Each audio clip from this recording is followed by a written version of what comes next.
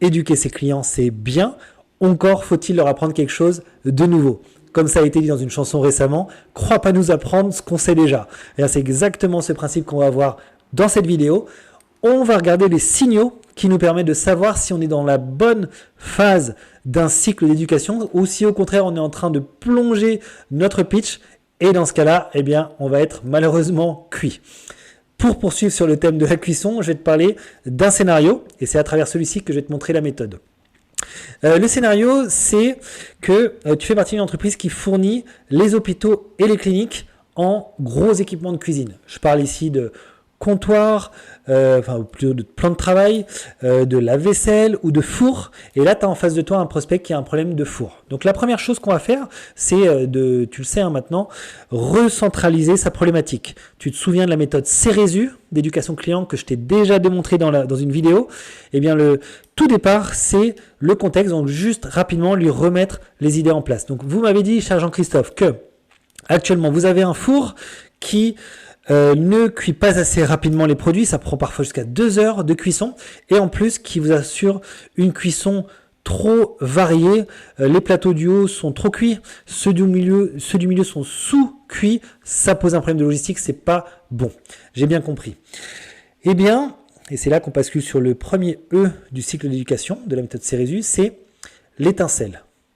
Jean-Christophe, saviez-vous qu'aujourd'hui il existe des fours qui permettent de cuire l'ensemble des grilles en 20 minutes et qui intègrent de l'IA pour vous assurer que la cuisson est parfaitement exécutée.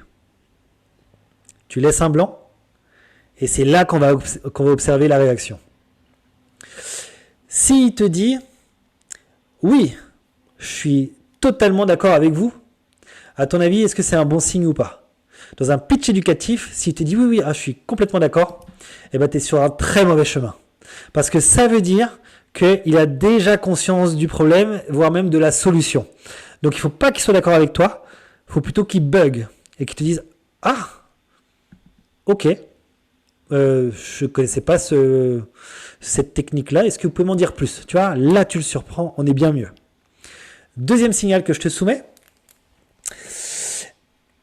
Tu refais ton étincelle et à ce moment-là, il te dit « Ah, ok, bah justement, c'est marrant parce qu'il y a une semaine à peu près, par coïncidence, j'avais commencé à faire quelques recherches sur Internet et j'ai découvert ça, ce principe-là, en tout cas dans les grandes lignes, et ça va l'air super intéressant. À ton avis, là, est-ce que ton pitch éducatif, il est bien parti ou pas ? Bah, moi, je peux te dire qu'il est en train d'aller dans le mur. Parce que tu n'es plus en train de l'éduquer, il sait déjà ce que tu es en train de lui dire. Donc, off, c'est mort, switch sur un autre enjeu, parce que ton pitch éducatif n'éduquera personne et donc tu n'auras pas d'impact. Donc, je te résume, signaux négatifs à capter rapidement. Si tu vois qu'il n'est pas surpris, qu'il a déjà une connaissance de base ou qu'il a déjà fait quelques recherches dessus, qu'il connaît le sujet, c'est mort, tu es sur la mauvaise trame. Par contre, les signes positifs, ça va être la surprise. Tu vas le voir dans ses yeux, dans son langage corporel, tu vois, il va peut-être même bouger un peu, s'intéresser réellement, sortir de sa zone de confort et venir vers toi. Il va être curieux. Quand tu attises la curiosité du prospect, c'est là que tu sais que tu es sur la bonne voie de ton cycle d'éducation. Donc, s'il te dit « Ah, ok, non, je ne savais pas », là, c'est parfait. Tu as un signal positif et tu peux enchaîner sur tes 6 lettres CERESU pour avoir ton cycle d'éducation complet et éduquer tes prospects jusqu'au bout.